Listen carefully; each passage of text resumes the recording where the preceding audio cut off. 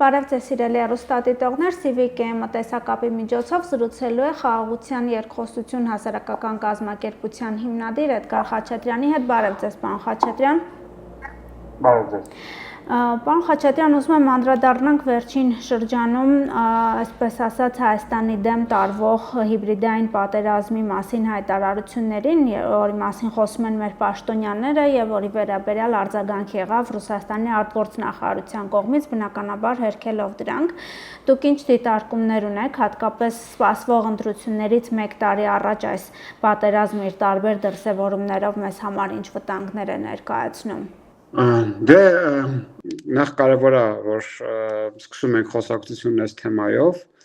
ինձ զարմացնում է, որ նոր ենք սկսում այդ հիբրիդային վտանգների մասին խոսակցությունը, որովհետև սա շատ վաղուց է, որ Հայաստանը այդ հիբրիդային սպառնալիքների տակ է գտնվում եւ սրա մասին արդեն բազմիցս ասել ենք, որ հիբրիդային սպառնալիքները գալիս են ոչ միայն Ռուսաստանի Դաշնությունից, այլ նաեւ Ադրբեջանից եւ շատ դեպքերում այդ հայտարարությունները, այդ ատելության խոսքը, որ մենք լսում ենք, շատ դեպքերում շատ սինխրոն են եղել Ադրբեջանի եւ Ռուսաստանի կողմից եկող։ Ասում եմ, շատ կարևոր է, որ սկսում ենք այս խոսակցությունը, շատ կարևոր է, որ արտասանում ենք, արտաբերում ենք այն պետությունները, որտեղից այդ հիբրիդային սպառնալիքները գալիս են։ Եվ կարծում եմ, դուք նշեցիք գալիք 26 թվականի գալիք ընտրությունները, կարծում եմ, այս վտանգները շատ, այս սպառնալիքները շատ ավելի ուժեղանալու են, եւ մենք պետական մակարդակով պետքա պատրաստ լինենք դիմակայելու այս սպառնալիքներին։ Ուրիշ հարց է, եւ կարծում եմ սա էլ պետքա քննարկենք, թե ինչ նկատի ունենք կամ ինչ ռազմավարություն պետքա որդեգրի պետությունը այս սպառնալիքների հետ ուրեմն պայքարելու հարցում, որովհետև ամենամեծ խնդիրը, որ ես տեսնում եմ, չնայած իմանալով, որ այդ սպառնալիքները կան, ամենօրյա ռեժիմով մենք ստացել ենք այդ սպառնալիքները, այդ մանիպուլյացիաները, այդ կեղծ նարատիվների մասին լսել ենք Հայաստանի ուրեմն նկատմամբ, բայց կարծես թե իշխանությունները որևէ գործողություն չեն ձեռնարկել, որպեսզի կանխեն եւ պաշտպանեն Հայաստանի Հանրապետության քաղաքացուն այդ սպառնալիքներից։ Ասում եմ, հուսով եմ, որ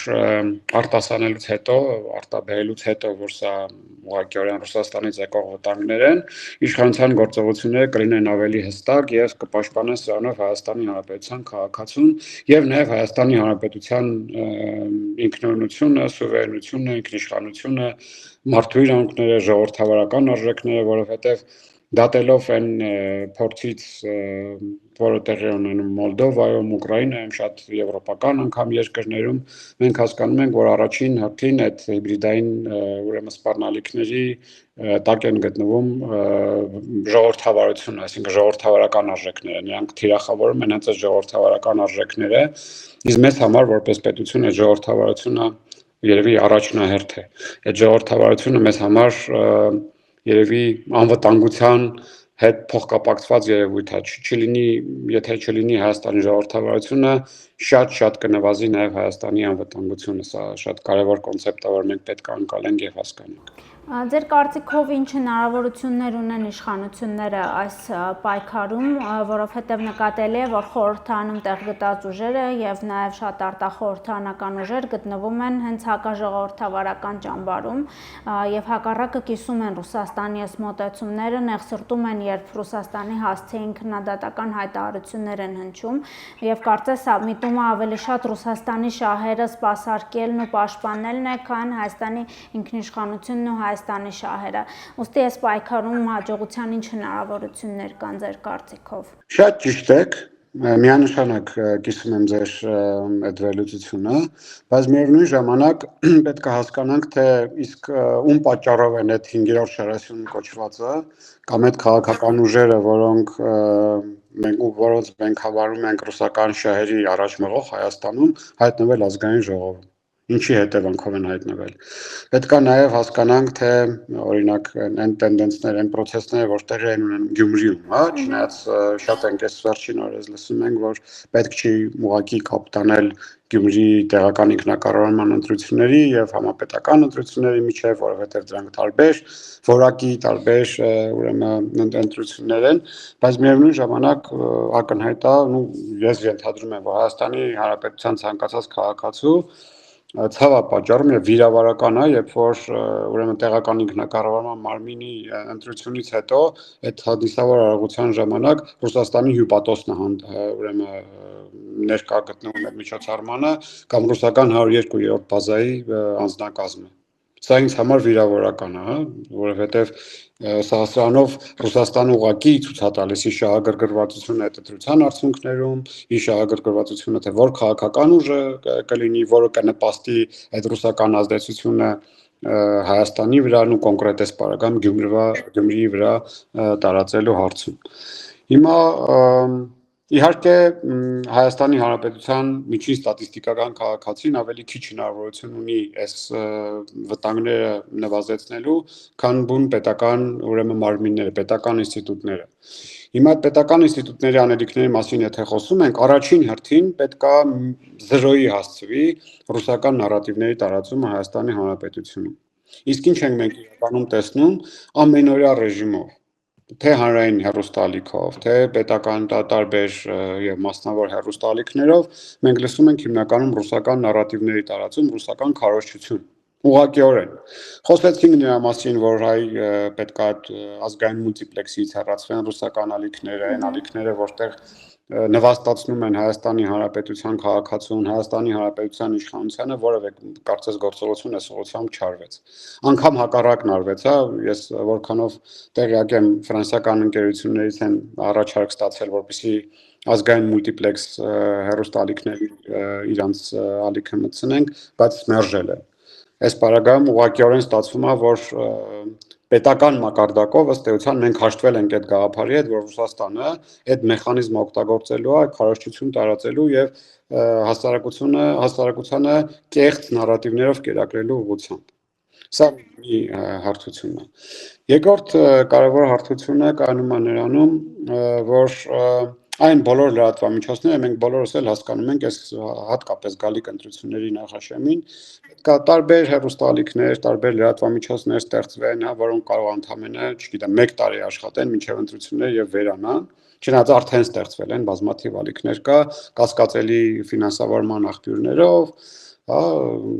որոշ դեպքերում ոչ կասկածելի հստակ աղբյուրներով, որոնք այդ կեղծ լուրերը տարածելու են, հա, ասում եմ, սկսած այդ կեղծ լուրերը ասելով մենք պետք է հասկանանք, թե ինչի մասին ենք խոսում, էլի, անգամ օրինակ իմ ընկալմամբ, հա, միգուցե ես շատ սուր եմ նայում այս հարցին, անգամ այդ պատկերացումը երկրորդ համաշխարհայինի Հայաստանի Հանրապետության գրավման տեղեկատվությունը, սա լրիվ ռուսական նարատիվ ենք մենք ստանում, հենց այդ նույն մայիսի 9-ը, այդ Մոսկվայի Կրեմլի պարադը, բանը հաղթանակի եւ այլն, սրանք ամբողջությամբ ռուսական նարատիվներ են։ Այսինքն, եթե Հայաստանում նշում են որպես տոն ոչ թե երկրորդ համաշխարհային պատերազմում հաղթանակը, ֆաշիզմի նկատմամբ, այլ Ռուսաստանի հայրենական պատերազմի հաղթանակը, սա նշանակում է մենք այդ ռուսական ծիրում ենք, էլի, այդ ռուսական տրամաբանության մեջ ենք, ու ամեն ինչում։ Սա լուրջ վտանգ է, էլի, այսինքն սա առաջին հերթին բանի պետության լուծելու խնդիր, ասում եմ, քաղաքացիական հասարակությունը, շարքային քաղաքացին այս ուղղությամբ անելիք չունի։ Շարքային քաղաքացուն իհարկե շատ կարևոր է պատրաստել, որպեսզի նա կարողանա տեղեկատվությունը զտել, կարողանա քննադատորեն մոտենալ տեղեկատվությունը, կարողանա մեդիագրագետ լինել, հա, ու տարբեր աղբյուրներից օգտվել։ Այստեղ էլի մենք գալիս ենք բախվում ենք այն խնդրին, որ շատ դեպքերում հատկապես մեծ սերունդը երևի լեզուների չի տիրապետում, միակ տիրապետվող լեզուն ռուսերենն է, հիմնականում այդ ռուսական աղբյուրներից են ստանում տեղեկատվությունը։ Ինչ վերաբերում է լրատվամիջոցներին, այս էլ շատ կարևոր խնդիր է։ Օրինակ անգամ Ուկրաինայի իրադարձությունների վերաբերյալ տեղեկությունները շատ դեպքերում ռուսական մամուլից արտատպվում։ Այսինքն էլի հավանաբար լեզվի իմացության խնդիրը ռուսական աղբյուրներից թարգմանում են, հրապարակում են ու ստացվում է, որ Հայաստանի քաղաքացին Ուկրաինայի իրադարձությունների կամ համաշխարհային զարգացումների վերաբերյալ տեղեկատվությունը ստանում այլ ռուսական տեսանկյունից։ Ինչը լրիվ աշխարհայացքի ձևավորման հարց է, էլի սա շատ կարևոր է, թե Հայաստանի Հանրապետության քաղաքացին ինչ աշխարհայացքով է մտնում այս նոր ժամանակաշրջան։ Իսկ սա իրոք նոր ժամանակաշրջան է, այդ տուրբուլենտ աշխարհը անդադ խոսում ենք նրա մասին, որ աշխարհակաղակական մեծ գործընթացներ են տեղի ունենում, բայց թե մենք որպես պետություն, մենք որպես այս պետության քաղաքացի ո՞նց ենք նայում այս այս գործընթացներին, շատ կարևոր է բան անել, էլի, այդ տեսանկյունից նայել, էլի, որպեսզի մենք հասկանանք, թե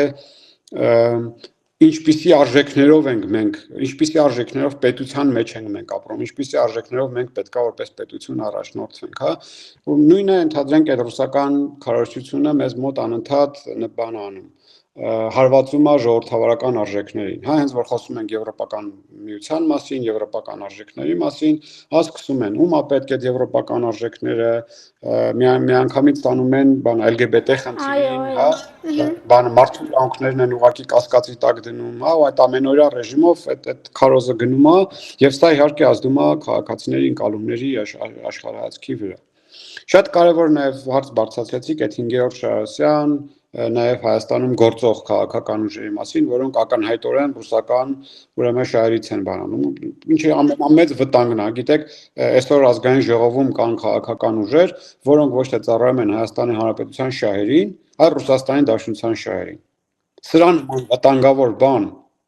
երբևիցե պատկերացնում եք, եւ կարող ենք ասել, որ խորհրդանական ընդդիմությունը սրան է ուղղված, եւ մենք նախագծերի քննարկումների փոխարեն ականատես ենք լինում ռուսական շահերի սպասարկմանը միայն, որովե բովանդակային։ Այո, միանշանակ ճիշտ եք, միանշանակ ճիշտ եք, բայց սա էր պատճառը, որ քաղաքասարակությունը տարիներ շարունակ խոսում էր լուստրացիայի մասին։ Անընդհատ ասում ենք, որ առանց լուստրացիայի շատ դժվար է լինելու հետագայում մեր պաշտպանել մեր ժողովրդավարությունը, մեր ինքնիշխանությունը, մեր սովերենությունը։ Այդ լուստրացիաներ են գործընթացը, որով մենք բացահայտելու ենք այդ կապերը ռուսական անվտանգային ծառայությունների եւ պետական պաշտոնյաների միջև, կամ չգիտեմ, նախկին պաշտոնյաների միջև, որովհետեւ հեսա պորինի բանը թալանով զբաղված տարիներ շարունակ պետությունը կեղեքած մարդիկ էլ այսօր հայտնվել են բանել, ծավալել են Ռուսաստանում, Ռուսաստանից իրանց փողերով շատ դեպքերում, գիտեք, Ռուսաստանն էլ չի փողերը տալիս այդ բանի քարոզչության եւ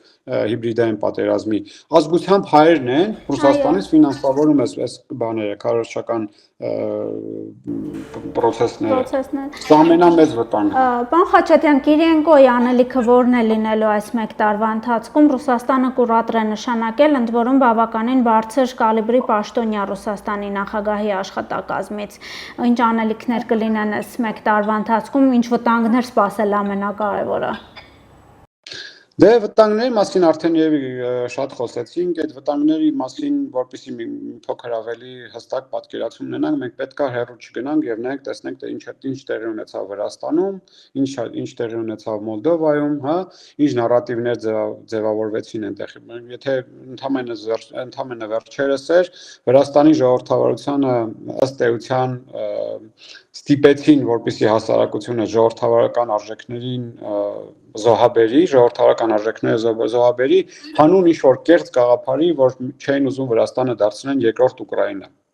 Ինչը ակնհայտ կեղծ գաղափար է։ Գիտեք, սա այստեղ էլ կա, պարոն Խաչատրյան, այդ ձևակերպումը, այո։ Այո, հիմա նույնը այստեղ է գնում, այսինքն Հայաստանի ուկրաինացում չենք թույլ տա, Հայաստանում այդ ժողովրդավարությունը վտանգ է, ժողովրդավարությունը սպառնալիք է, այս նույն նարատիվներով շատ բան են անում ու շատ գրավիչ է այդ նարատիվը, էլի, որովհետև գիտեք Վրաստանում եթե բանը հիշում եք փողոցում vox pop-ներ էին իրականացնում ու մարդիկ ասում էին մենք գնում ենք բանը քվեարկում ենք հանուն խաղաղության, այսինքն ընկալումը նենց էին ձևավորել, որ խաղաղությունը նշանակում էր ընտրել վրացական երազանքին,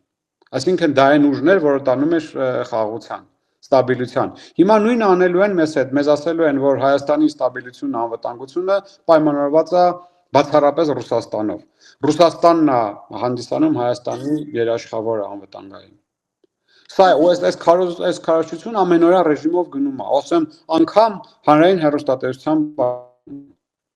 Ես ցավով եմ ասում դա, բայց սա այդ քարբանով էլ է գնում։ Ինչ կեղծ փորձագետ ռուսական ասած գալիս են ձայն են տալիս, հիմար բաներ են խոսում, իսկ հասարակությունն էլ են մարդիկ համնային դեպս, ովքեր որ մեծագրագետ չեն, դա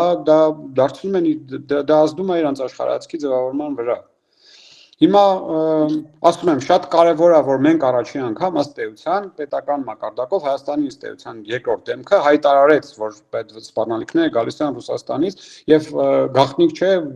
որևէ մեկիս համար նորություն չէ, որ նրանք պետք է իհարկե հերքեին դա։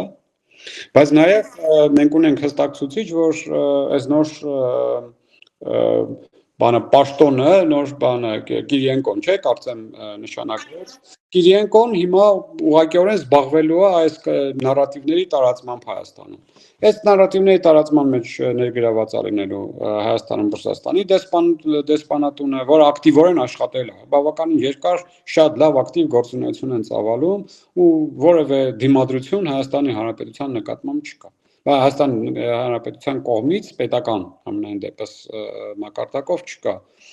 Իսկ վերջնանպատակը ո՞րն է այս գործողությունների, քանի որ այստեղ հստակ հրապարակման մեջ նշվում է, որ 26 թվականին ընդառաջ աշխատի քաղաքական դաշտի եւ այլն, այսինքն Մոսկվային մեծ հաշվով ձեռք չի տալի այսօրվա իշխանությունը։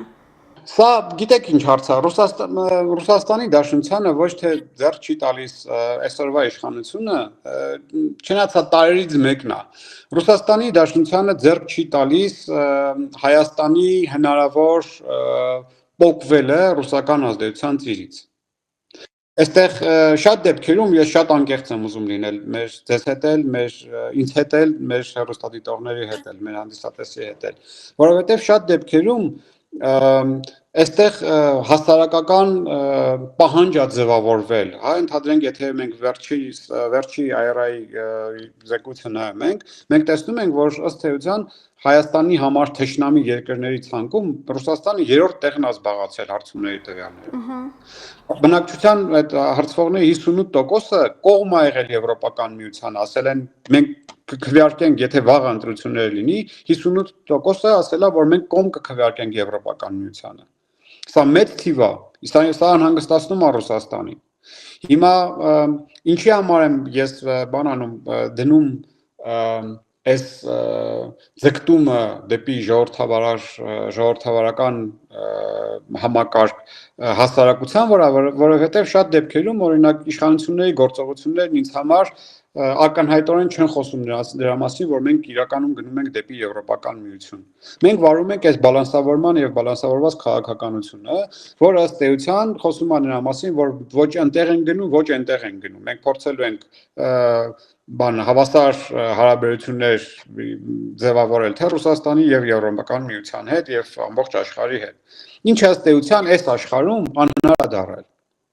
Այնքան են տարբերվում աշխարհայացքները եւ շահերը,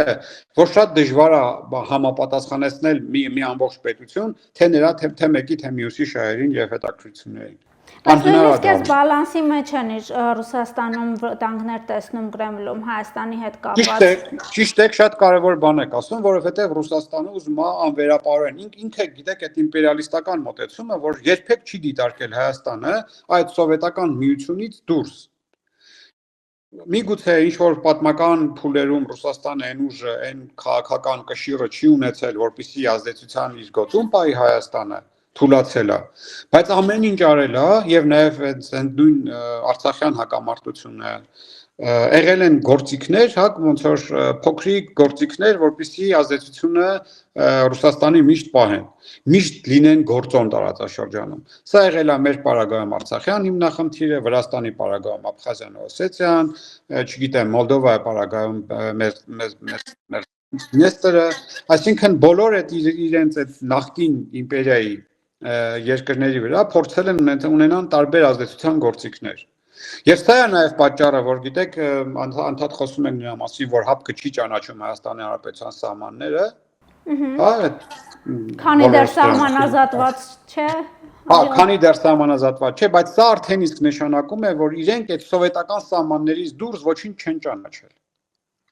Սա է տրամաբանությունը։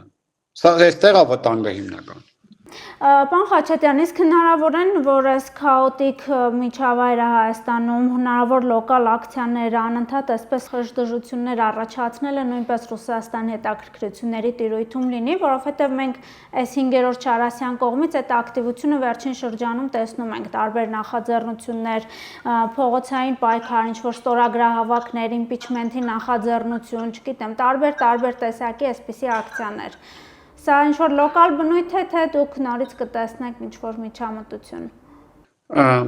Փորձեմ sense պատասխանել, որպեսզի ազնիվ հնչի պատասխանս։ Հա, տեսնելու ենք, բայց տեսնելու ենք այնքան ժամանակ, ինչքան որ իշխանությունների կողմից հստակություն չլինի։ Այսինքն այս գործողությունները իրականում տեղի ունենում իշխանությունների եւ քաղաքական ըստ էության իշխանության թողտվությամբ ասեմ ինչի նկատի ունեմ թողտվություն։ Թողտվությունը նշանակում է, եթե իշխանությունները չեն անում կոնկրետ գործողություններ, որպեսզի կանխեն այս վտանգը, այս պարագայում նրանց համար պարարտ դաշտ է ստեղծվում։ Այդ պարարտ դաշտը իրենց համար կա, ու իրենք օգտվելու են այդ հնարավորությունից։ Որևէ մեկիս համար գաղտնիք չի։ Պետք է լինեն տարբեր միջոցառումներ, չգիտեմ, տարբեր ակցիաներ, ստորագրավակներ, հեսա ֆիլմեր են դուրս գալու, սոցիալական գովազդներ են դուրս գալու։ Գիտեք, քանի հեռուստաալիք ունենք, սկսած H2-ից ավարտած Շանթով, որ իրենց ազդեցության տակ են։ Մեծամասնությունը կարելի ասել է։ Իրականում ալիքների, հեռուստաալիքների, լրատվամիջոցների մեծամասնությունը իրենց ազդեցության տակ է։ Եվ սա նշանակում է ունեն մեծ աուդիտորիա, ահռելի մեծ աուդիտորիա։ Ես գիտեք ամեն օր ես ուղղակի ամաչում եմ, որ հանկարծ, չգիտեմ, իմ հարազատների, իմ բարեկամների տանը ես գնում եմ, տեսնում եմ որոշ ալիքներ միացված են։ Ուղղակի աղբա հնչում այդ հեռուստաալիքներից։ Եվ որևէ վերահսկողություն չկա, հասկանում եք, սա է խնդիրը։ Եթե այդ վերահսկողությունը չկա ու այդ ամենաթողության իրավիճակում ամեն ինչ էլ անելու են։ Հիմա դրան որպես հակադրվելու արգումենտ իշխանություններից հնչում է, բա սա է ժողովրդավարությունը, ժողովրդավարական բանի պահանջն է, որպեսզի մենք ունենանք այդ տեղեկատվական ազատությունը, տարբեր կարծիքներ հնչեցվեն, բայց սա էլ պետք է կարգավորված լինի։ Հա, Եվրոմիությունում բան չէին, հիմար չէին, որ նստեցին օրենսդրություն մշակեցին, ոնց անեն, որպեսզի կանխեն այս սպառնալիքները։ Իսկ այս սպառնալիքները ակտուալ է նաև Եվրոպական միության պետությունների համար։ Այս սպառնալիքը ակտուալ է Գերմանիայի համար, այս սպառնալիքը ակտուալ է, չգիտեմ, Բալտյան երկրների համար։ Նրանք էլ են հասկանում դրա վտանգները։ Ռումինիայում ինչա տեղի ունենում հիմա։ Եվ այս ամեն ինչը փորձում են այնտեղ կարգավորել։ Իսկ սա նշանակում է մենք պետքա չէ հասկանանք, թե օրինակ այդ Եվրոպական միությունում ինչ ստանդարտներ են որդեգրում, որպեսզի չտուժի մի կողմից խոսքի ազատությունը եւ այդ ժողովրդավարական արժեքները չմնան թղթի վրա, բայց նաեւ պաշտպանեն սեփական քաղաքացուն, սեփական ժողովրդավարությունը այդ թշնամական հարձակումներից։ Այս հարձակումները շարունակվելու են։ Ես չեմ տեսնում միտում այդ հարձակումները նվազեն։ Շատ շնորհակալություն պարոն Խաչատրյան հետաքրքիր վերլուծության համար։ Ես մեր հեռուստադիտողներին հիշեցնեմ, որ զրուցում էի Խաղաղության երկխոսություն հասարակական կազմակերպության հիմնադիր Էդգար Խաչատրյանի հետ։ Չմոռանաք հավանել տեսանյութը եւ բաժանորդագրվել Civic AM-ի YouTube-յան էջին։